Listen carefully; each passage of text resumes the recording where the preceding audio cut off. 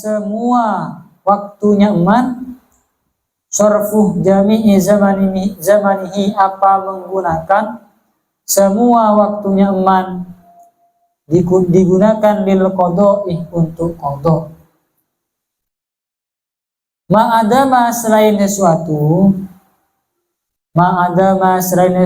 yahtaju yang butuh siapa man, butuh disorfihi untuk menggunakan ma, fima di dalam suatu labuddah yang harus, lahu bagi man minhu dari ma, labuddah yang harus lahu bagi man minhu dari ma. Kalau menurut Imam Ibnu Hajar katanya, kalau ada seorang yang meninggalkan sholat tanpa alasan, maka dia wajib menggunakan seluruh waktunya untuk mengqadha, kecuali waktu yang memang digunakan untuk sesuatu yang tak bisa dia tinggalkan. Misalnya begini, kalau menurut Imam Ibnu Hajar, kalau misalnya ada seorang yang tak melaksanakan sholat subuh, maka waktunya dia dari misalnya jam 5 tak sholat subuh misalnya kan ya, maka dari jam 5 itu harus digunakan untuk tak boleh melakukan hal-hal lain. Tak boleh. Harus digunakan untuk qadha. Artinya tak boleh melaksanakan sholat sunnah, tak boleh. Harus qadha. Tak boleh. Kecuali sesuatu yang memang tak bisa dia tinggalkan, seperti misalnya ini lapar Gus, gimana? Dimakan dulu. Ini kebelet, ya gimana? Berarti silahkan ke WC dulu, gak masalah. Ke kamar mandi dulu. Kalau memang fima la budda lahu minhu, maka boleh. Selain itu tak boleh melakukan hal-hal lain, harus melakukan langsung diqadha. Saking pentingnya sholat kalau ditinggalkan tanpa ada udzur. Wa annahu dan sungguhnya yahrumu ialah haram alaihi atas semat at-tatawwu apa sunnah, at-tatawwu apa ibadah sunnah. Haram melaksanakan sholat sunnah kalau dia belum mengqadha sholat yang dia tinggalkan. Wa yubadiru dan bersegera siapa man bihi dengan faid, dan bersegera siapa man bihi dengan qadha. Wa yubadiru dan bersegera siapa man bihi dengan qadha in fatah jika tertinggal apa sholat, apa faid. Fatah di sini faid ya, sholat atau sholat. Jika tertinggal apa faid, sholat biudzir sebab udzur. Contohnya udzur karena umin seperti tidur, tidur lam yata'addah yang tidak melampaui siapa man bihi dengan tidur, yang tidak melanggar siapa man bihi dengan tidur. Wa nisyanin dan seperti lupa, kadalikah seperti itu pula. Kadalikah seperti itu pula maksudnya lam yata'adda bihi. Sekarang hukum mengqadha bagi orang yang meninggalkan sholat karena ada udzur. Maka untuk mengsegerakan qadha tersebut hukumnya sunnah. Jadi kalau meninggalkan tanpa udzur, hukum menyegerakannya bukan qadhanya. Hukum menyegerakannya itu wajib kalau tanpa udzur. Kalau qadhanya semuanya wajib kan ya, wajib qadha kan ya. Yang kita bahas adalah bersegeranya itu. Kalau tanpa udzur maka wajib bersegera, tak boleh melaksanakan hal-hal lain. Tapi kalau meninggalkannya itu karena ada udzur, contoh udzur misalnya seperti tidur, tapi tidurnya itu bukan karena ingin melanggar aturan syariat. Kan ada orang sudah tahu waktunya sholat tapi dia malah tidur sampai kebablasan misalnya sudah subuh, sudah adzan, tapi dia tetap tidur. Ini kan sebenarnya tidur ini kan termasuk udzur, tapi karena dia itu termasuk orang yang lalai, yang ingin melanggar terhadap aturan-aturan syariat, maka tidurnya tadi tidak dianggap udzur, sehingga dia hukum menyegerakan qadhanya wajib. Atau lupa yang tak melanggar, lupanya itu bukan dalam rangka melanggar syariat. Anda lupa tapi melanggar syariat, contoh seperti apa? Sudah adzan, sudah waktunya sholat masih saja main game. Ini waktunya sholat ini.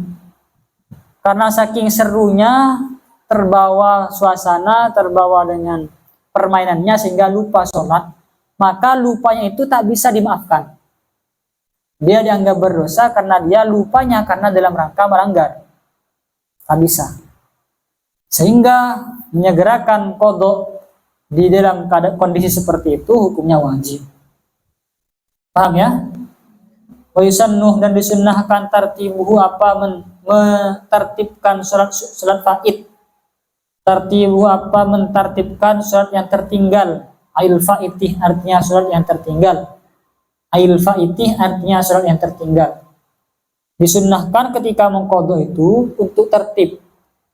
Oleh karena itu maka mengqadha siapa man as-subha kepada subuh. Maka mengqadha siapa man as-subha kepada subuh qabla dhuhri sebelum zuhur, dan begitu seterusnya.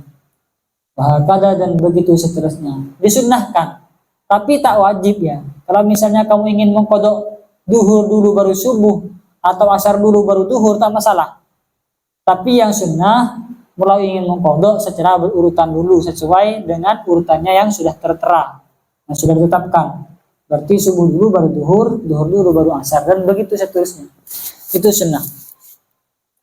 Dan tak harus dilaksanakan di waktunya. Kalau mau qadha subuh tak harus di waktu subuh. Karena definisi qadha itu adalah melaksanakan sholat di luar waktunya. Itu dinamakan qadha. Sebaliknya ada itu adalah melaksanakan sholat di dalam waktunya. Kalau misalnya kamu sudah melaksanakan sholat di luar waktu, sekalipun lisanmu mengatakan adaan, maka itu tetap menjadi qadhaan. Karena definisinya qadha adalah melaksanakan sholat di luar waktu.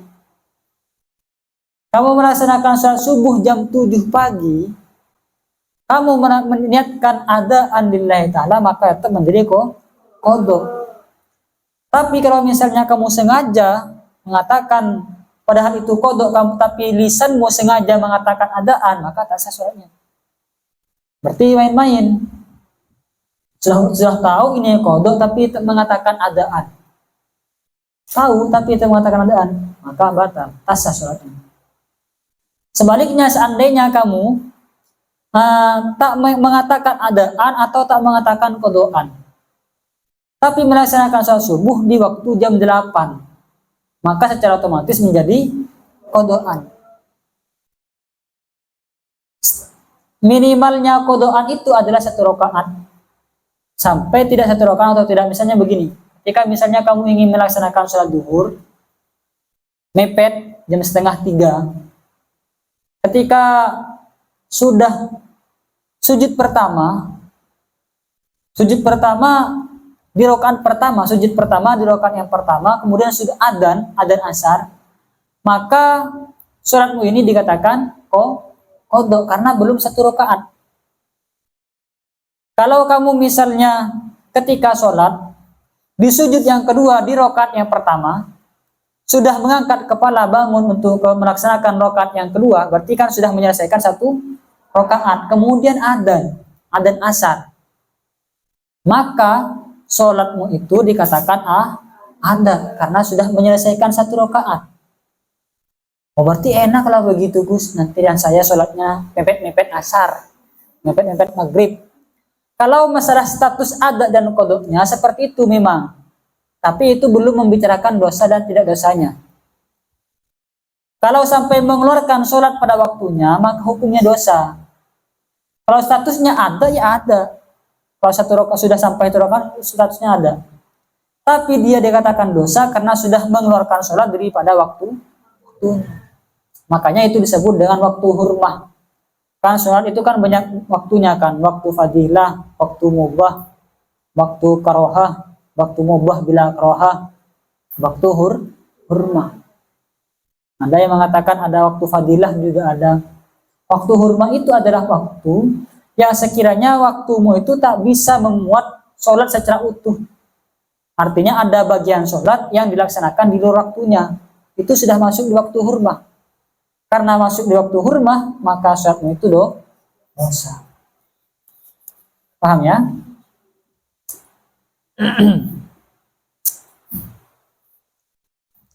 Wa taqdimuhu, dan disunnahkan taqdimuhu apa mendahulukan faid. Faid itu adalah sholat yang ditinggalkan. Wa taqdimuhu, dan disunnahkan apa mendahulukan faid ala hadiratin, atas sholat yang hadir. Atas sholat yang hadir. Nanti saya jelaskan mana yang faid, mana yang hadir. La yakhafu, yang tidak khawatir siapa man. La yakhafu, yang tidak khawatir siapa man fautaha, kepada tertinggalnya hadirah. Fautaha, kepada tertinggalnya hadirah. Tapi yang disunnahkan mendahulukan faid dibandingkan sholat hadirah. In fatah, jika apot apa faid. In fatah, jika tertinggal apa faid. Tertinggal biudrin, dengan sebab udur. Biudrin, dengan sebab udur. Tetap disunnahkan untuk mendahulukan faid. Wa in khosyah, sekalipun khawatir siapa man. Wa in khosyah, sekalipun khawatir siapa man fauta jamaatiha, kepada tertinggalnya jamaahnya hadirah. Kepada tertinggalnya jamaahnya hadirah. Alal mu'tamadi, menurut kaul mu'tamad. Sekarang kalau tadi membahas tentang at-tabadur, menyegerakan qadha. Sekarang yang dibahas adalah mendahulukan sholat faid dibandingkan sholat hadir. Sholat hadir dan sholat faid. Sholat faid misalnya begini. Tadi subuh, tadi asar, ada si Zaid tak melaksanakan sholat asar. Berarti sholat asar ini yang dikatakan sholat faid. Ketika maghrib, sekarang dia ingin mengkodok sholat asarnya tadi. Lah, yang asar itu dikatakan faid, sholat yang ditinggalkan. Sholat maghrib itu dikatakan sholat hadir, sholat yang sedang ingin kita laksanakan. Nah, ketika ingin mengkodok sholat asar, mana yang dikerjakan terlebih dahulu? Apakah asar dulu, apa maghrib dulu? Maka dipilah, ditafsil. Kalau memang Zaid tadi, contoh tadi kan Zaid. Kalau Zaid tersebut tidak khawatir sholat maghribnya itu akan dilaksanakan di luar waktu, waktunya masih luas, masih panjang untuk melaksanakan maghrib, maka Zaid tadi disunnahkan untuk mendahulukan sholat faid, sholat asarnya dibandingkan sholat maghrib. Kalau dia meninggalkan sholat asar itu tanpa ada udzur. Saking pentingnya kalau meninggalkan sholat tanpa udzur, maka bahkan disunnahkan untuk mengkodok asar dulu baru melaksanakan sholat maghrib. Tapi dengan dua catatan tadi. Yang pertama, kalau maghribnya itu waktu maghrib masih panjang. Nanti kalau mepet ya jangan mendahulukan sholat yang faid kan. Nanti mengkodok asar, maghribnya juga dikodok nanti. Ya kan, karena sudah habis waktu maghribnya. Jadi yang pertama, catatan yang pertama adalah kalau waktu maghribnya itu masih panjang. Itu yang pertama. Yang kedua, kalau sholat asar yang dia tinggalkan tadi, itu ditinggalkan tanpa ada udzur, maka disunahkan untuk mendahulukan sholat asar, qadha asar dulu, baru nanti sholat maghrib. Sekalipun katanya, sekalipun kalau misalnya kamu mengqadha asar terlebih dahulu, nanti sholat maghribnya tak berjamaah, tetap disunahkan untuk mendahulukan asar, qadha asar. Ini kalau saya qadha asar, Gus, nanti jamaah maghrib saya tertinggal, tak berjamaah maghrib, gimana? Gak apa-apa, qadha asarnya. Tapi itu bukan peraturan pondok ya. Ini dalam keadaan misalnya tidak terkait dengan peraturan misalnya di pondok. Kenapa kamu tak berjamaah maghrib? Saya mau qadha asar tadi, Gus. Tetap harus baca Al-Baqarah ya. Ya, baca Al-Baqarah kalau tak berjamaah. Dengan alasan itu tak bisa. Yang kita bahas tadi itu kan hukum-hukum syariat, dan itu pun hanya kesunahan, bukan kewajiban. Sunnah untuk mendahulukan sholat yang tertinggal dibandingkan sholat yang hadir. Wa idza fatah, dan apabila tertinggal apa faid. Dan apabila tertinggal apa faid, bila udrin dengan tanpa udzur. Bila udrin dengan tanpa udzur fayajibuh, maka wajib takdimuhu apa mendahulukan faid. Takdimuhu apa mendahulukan faid alaiha atas hadirah. Oh, berarti tadi keliru. Kalau asarnya tadi ditinggalkan sebab udzur, saya tadi bacanya bila udrin. melihatnya itu kayak bilang udur. Kalau tadi sholatnya itu ditinggalkan sebab ada udur, maka mendahulukan sholat faitah, mendahulukan sholat asar dibandingkan sholat maghrib dalam contoh tadi, itu hukumnya sunnah. Tapi kalau meninggalkan sholat asar tadi itu dengan tanpa udur, maka mendahulukan sholat asar dibandingkan sholat maghrib, itu hukumnya wajib. Paham ya? Tadi di dalam saya salah tadi.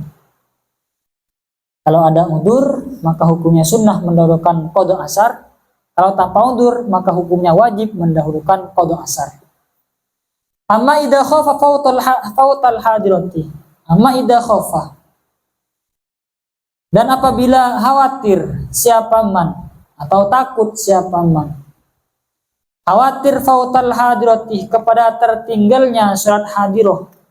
Salat yang akan kita laksanakan, hadirah namanya. Khawatir siapa man fautal hadirati, kepada tertinggalnya salat hadirah. Contohnya seperti apa? Bi ayyaqa, dengan gambaran terjadi. Bi ayyaqa, dengan gambaran terjadi ba'duha, apa sebagiannya hadirah. Ba'duha, apa sebagiannya hadirah. Wa in qallah, sekalipun sedikit. Apa ba'dun? Wa in qallah, sekalipun sedikit apa ba'dun. Terjadi kharijal waqti, di luar waktu. Kharijal waqti, di luar waktu. Fayalzamuh, maka wajib. Fayalzamuh, maka wajibhu, kepada man.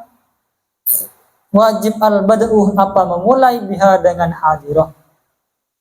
Kalau misalnya kita khawatir sholat yang akan kita laksanakan yang memiliki waktu, misalnya kalau contoh tadi adalah sholat maghrib.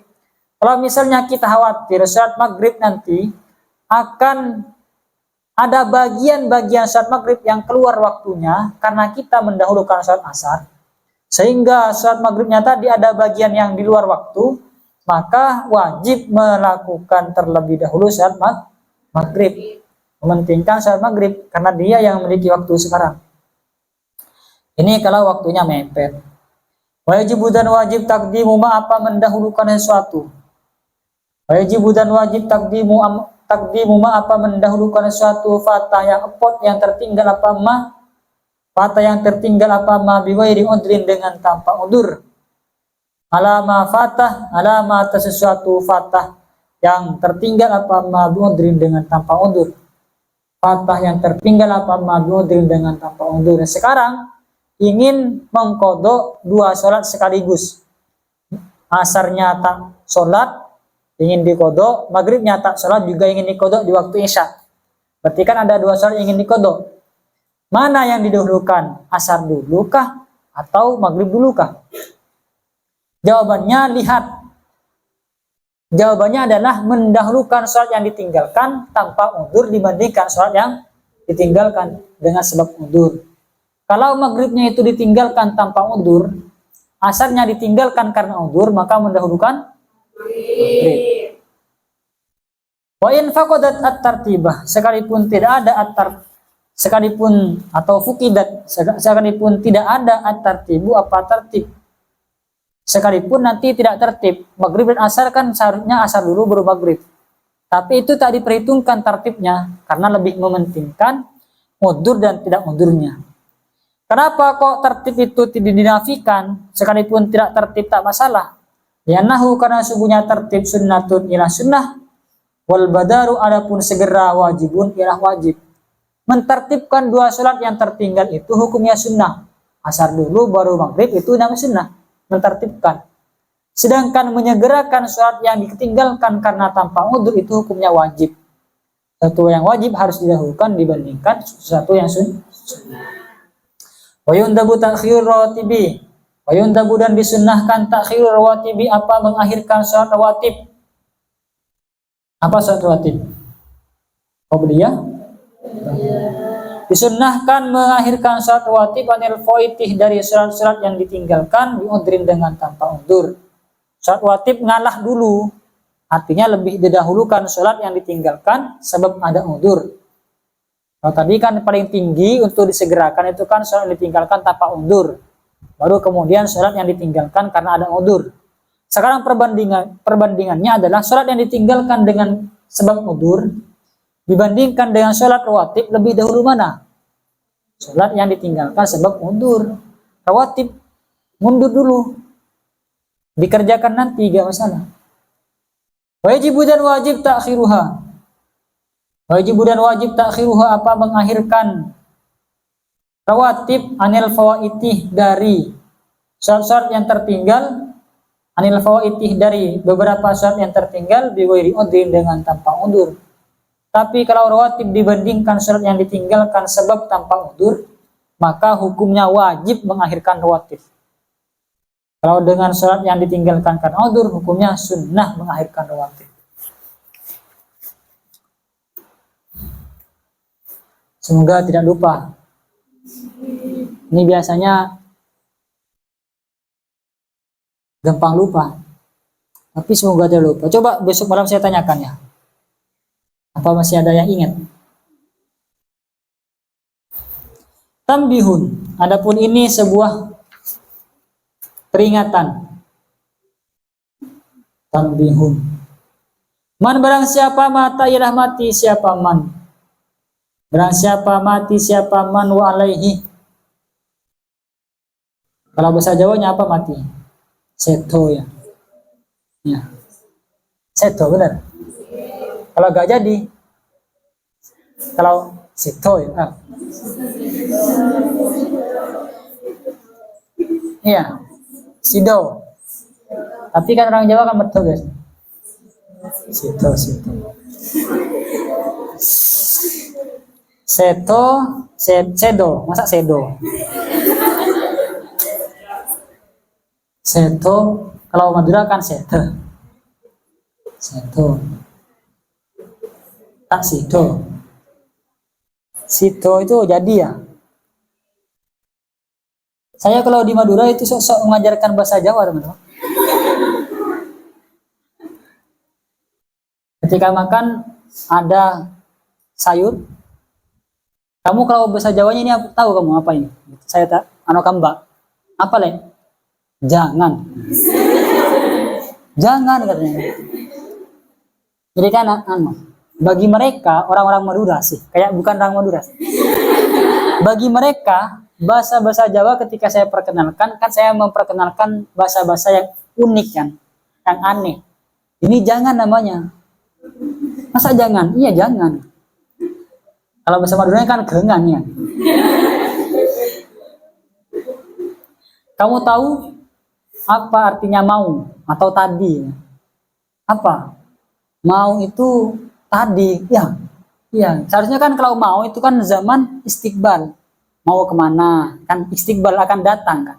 Tapi di dalam bahasa Jawa itu adalah zaman madi. Mulai kapan? Mulai mau. Ya kan, zaman madi. Ya kan? Jadi seolah-olah saya sudah pintar bahasa Jawa ketika di rumah itu saya paling pintar bahasa Jawa.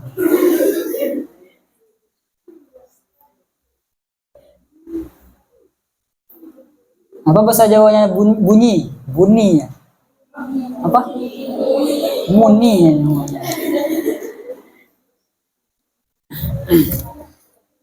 Seto.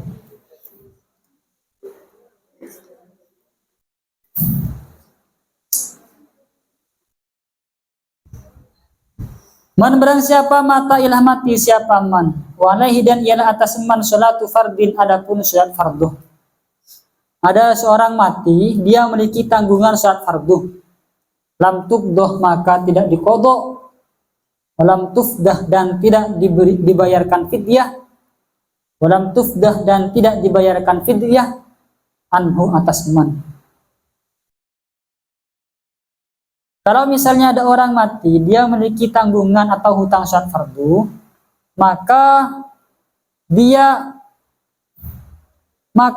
hutang sholatnya itu tak perlu dikodokkan atas nama si mayit. Tak perlu, bahkan tak perlu dibayarkan fidyah di dalam pendapat ini. Tapi kalau misalnya ingin melaksanakan untuk bapak misalnya karena sakit beberapa hari tak sempat sholat, kemudian wafat, alhamdulillah kan. Maka kalau pendapat ini tak perlu dikodokkan untuk si bapak dan tak perlu dibayarkan fidyah untuk si bapak tadi. Tak perlu. Kalau pendapat di sini. Wa fi qaulin, dan di dalam satu pendapat. Wa fi qaulin, dan di dalam satu pendapat, annaha, bahwa sungguhnya salat, bahwa sungguhnya salat, tuf'alu, ialah dilakukan apa salat, anhu, atas mayit, anhu, atas man, auso, berwasiat siapa man, biha, dengan salat, amla, atau tidak. Tapi dalam satu pendapat mengatakan kalau ada orang memiliki hutang salat fardu, maka boleh dikodokkan atas orang yang mati tadi. Makanya sering kan seperti itu kan ya? Ada. Pernah menemukan ada orang sakit 2 bulan tak bisa sholat. Dia sebenarnya masih bisa bergerak, tapi dalam entah karena alasan biasanya kan tak bisa sholat gitu kan sampai 2 bulan. Maka kalau pendapat yang kedua ini mengatakan boleh mengerjakan sholat atas nama si mayit. Biasanya seperti itu. Kalau di rumah sering sekali di Madura. Misalnya ada yang wafat sudah beberapa hari tak sholat, langsung meminta santri untuk sholat atas nama si mayit tadi. Kamu duhur, kamu asar, kamu ini. Ini yang asar di sini, ini yang duhur, ini yang maghrib. Dibagi-bagi seperti itu sholat. Selesai. Boleh, apakah boleh? Boleh menurut pendapat yang ini. Baik mayit tersebut sebelumnya pernah berwasiat atau tidak berwasiat, tak pernah berwasiat. Maksudnya begini, nanti ya kalau aku mati, tolong kewajiban sholat yang aku tinggalkan kemarin itu dikodokkan. Itu wasiat. Baik berwasiat ataupun tidak, maka boleh dilakukan kodok atas nama si mayit. Paham ya? Hakahu, menghikayahkan atau menceritakan kepada kaul, kepada pendapat, menghikayahkan al-Ubadiyuh, siapa yang al-Ubadi, an-Syafi'i, dari Imam Syafi'i, li khobarin fihi, di khobarin karena berdasarkan hadis, fihi, di dalam kaul, fihi, di dalam kaul. Karena itu sudah diriwayatkan oleh Imam Al-Ubadi dari Imam Syafi'i berdasarkan hadis. Ada hadisnya katanya. Wa fa'alah, dan berbuat, wa fa'alah, dan melakukan, bihi, dengan kaul, atau bihi, dengan apa di sini ya? Ya, dengan kaul, tak masalah. As-subuki, siapa yang subuki, anil anba' bi aqaribihi, dari sebagian kerabatnya atau keluarganya Imam As-Subuki. Dan hal ini pula juga pernah dilakukan oleh Imam As-Subuki. Imam As-Subuki pernah mengkodok sholat atas nama keluarganya. Artinya ini menandakan mengkodokkan sholat untuk orang yang sudah wafat itu hukumnya boleh. Kalau di dalam kelompok-kelompok lain kan selain Ahlus Sunnah wal Jamaah kan mengatakan bacaan-bacaan yang kita kirimkan kepada orang yang sudah mati itu tak mungkin sampai katanya kan. Makanya kan tidak terima dengan rutinitas tahlilan kelompok sebelah. Padahal di sini sudah dijelaskan katanya boleh dikodokkan. Berarti kan sampai kan. Baca Yasin sampai. Di sini banyak penjelasan hal yang seperti itu. Mereka menafikannya. Tapi tak masalah. Yang penting kita tak perlu menggunjing atau saling bentrok, bertengkar cuman gara-gara seperti ini. Wayuk maruh, dan diperintah dusiban siapa anak kecil, dan diperintahkan dusiban siapa anak kecil, dekarun yang laki-laki, au unsa atau yang perempuan. Anak kecil baik perempuan atau laki-laki itu diperintahkan mumayyizin yang mumayyiz. Mumayyizin yang mumayyiz. Mumayyiz itu seperti apa? Diansoroh dengan gambaran menjadi siapa anak kecil, menjadi siapa anak kecil atau mumayyiz, ya'kuluh, ialah makan siapa mumayyiz, wa yashrabuh, dan meminum siapa mumayyiz, wa yastanji, dan beristinja siapa mumayyiz, wahdahu, hale sendirinya mumayyiz. Nah, anak itu kalau sudah mumayyiz, tanda-tanda mumayyiz itu kalau di kitab ini yang dikatakan mumayyiz itu adalah anak yang sudah bisa makan sendiri, minum sendiri, istinja sendiri. Ketika pup kemudian cewaannya itu cewek sendiri. Itu sudah dikatakan mumayyiz. Ayajibu artinya wajib. Tapi ada pendapat yang mengatakan yang dikatakan mumayyiz itu adalah anak yang sudah bisa membedakan mana yang kanan, mana yang kiri.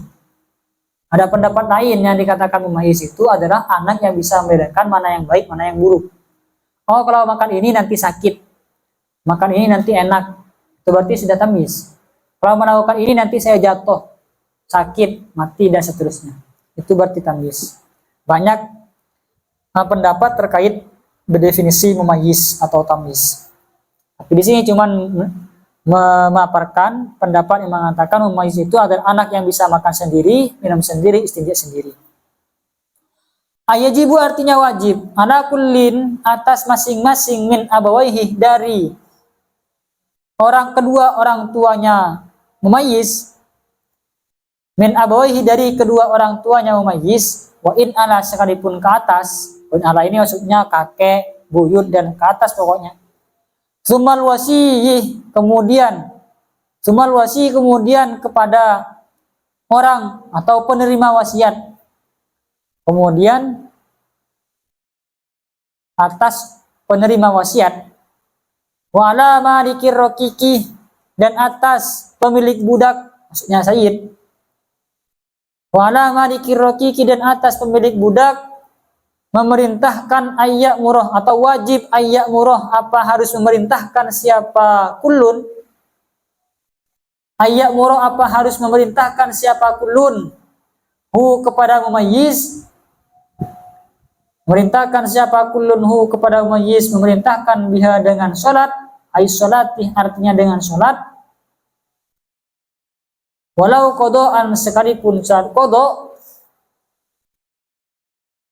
Wabi jami'i syurutiha, dan dengan semua syarat-syaratnya sholat. Kenapa kok wajib diperintahkan sholat? Lisabain, karena usia 9 tahun. Lisabain, karena usia 9 tahun. Ay ba'da sabain minas sinin, artinya setelah 9 dari beberapa tahun. Artinya setelah 9 dari beberapa tahun. Maksudnya apa? Ay indah tamamiha, artinya ketika sempurnanya 9 tahun. Sudah genap 9 tahun maksudnya. Wa in mayyazah, sekalipun tamyiz siapa anak kecil, sekalipun mumayyiz atau tamyiz siapa anak kecil, qablaha sebelum 9 tahun. Qablaha sebelum 9 tahun. Jadi anak kecil, laki-laki ataupun perempuan, kalau sudah tamyiz, bisa makan sendiri, minum sendiri, dan istrinya sendiri, dia wajib diperintahkan untuk melaksanakan sholat. Sekalipun saat kodok. Dan juga harus diperintahkan untuk memenuhi saat-saatnya sholat. Harus duduk dulu, suci dulu, dan seterusnya. Harus diperintahkan. Kenapa? Kalau sudah berumur 9 tahun. Wajib diperintahkan. Tapi kan belum mukallaf, Gus, misalnya. Karena mukallaf itu kan bisa diketahui dengan 3 tanda. Apa saja? Usia yang kedua. Aduh, tak lulus kapi. Yang pertama apa? Yang kedua. Berarti cuma 1. Yang kedua itu karena keluar mani. Yang ketiga, haid. Kalau untuk usia, baik perempuan ataupun laki-laki, itu usianya adalah 9. Berapa? 9. Usia loh ya, bukan head. Kalau head 9. Saya tanyakan usia baliu. Kalau menggunakan usia adalah 15. Kalau menggunakan keluar mani biasanya umur 9. Kalau haid 9. Kalau kalian bawa jauh, usia balik itu sebenarnya 15. Tapi kalau misalnya dia haid ketika sudah umur 9 tahun, berarti dia dikatakan baliu. Tapi tanda baliunya bukan dengan usia, tapi dengan haid. Tapi kan 9 tahun, Gus, itu adalah usianya haid, bukan usianya baliu. Karena haid itu biasanya pertama kali itu permulaannya adalah umur 9 tahun. 9 tahun. Atau keluar mani sama 9 tahun juga. Ketika anak sudah berumur 9 tahun, sempurna 9 tahun, itu wajib diperintahkan sholat. Sekalipun belum balik misalnya. Karena sudah 9 tahun maka wajib diperintahkan sholat. Inda tamamiha, ketika sudah sempurna. Siapa yang wajib memerintahkan? Kedua orang tuanya, kakeknya, buyutnya. Atau orang yang menerima wasiatnya. Kalau misalnya kakek, bapak ibunya tidak ada, buyutnya juga tidak ada, maka yang wajib memerintahkan itu adalah orang yang menerima wasiat. Misalnya anak, saya ingat ya, turang. Ingat ya nanti kalau aku mati, tolong anakku itu disuruh sholat, dirawat, diperintahkan untuk puasa dan seterusnya. Berarti orang ini adalah wasi, menerima wasiat atas anak saya. Wasi tidak ada, orang tua tidak ada, keluarga tidak ada, maka kemudian sayyid. Kalau memang budak. Kalau semuanya tidak ada, maka orang-orang Islam juga wajib memerintahkan. Wayambawi, dan seharusnya ma'asiwatil amri, bersama siwat amar, siwat perintah, at-tahdidu, apa menggertak, tahdid, menekan gitu. Jadi seharusnya ketika memerintahkan anak kecil untuk sholat itu ada gertakan, ada tekanan. Ayo sholat, gitu kan. Sholat, gitu kan. Kalau misalnya sholat, ayo sholat, tak sholat. Jangan anak kecil kalian saja kalau disuruh ayo jemaah ya, tapi gak jemaah. Sholat, nah, gitu kan, agak tegas. Sholat, jemaah. Ketika saya nyimak tahfidz saja, kalau misalnya keliru, itu tetap keliru. Keliru, takut itu. Jadi gitu saja takut. Ada yang nangis cuman gara-gara kayak gitu. Tak sengaja. Itu toh. Nangis dah rasanya. Tapi mungkin menangisnya itu bukan karena dari saya, tapi dia sedih karena tak lancar-lancar. Sudah berjuang kan, terkadang ada anak yang sudah menyiapkan hafalannya dari pagi sampai malam. Ketika sebelum menyetorkan dia hafal lancar. Pas ketika mau setoran blank, hilang. Jadi sedihnya mungkin di situ. Dari tadi hafal kok sekarang gak hafal gitu kan. Wa yadrabu darban ghairu mubarrihin, wallahu a'lam. Semoga bermanfaat. Kita tutup dengan kafaratul majlis. Bismillahirrahmanirrahim. Subhanakallahumma wa bihamdika asyhadu an la ilaha illa anta astaghfiruka wa atubu ilaik. Assalamualaikum warahmatullahi wabarakatuh. Waalaikumsalam.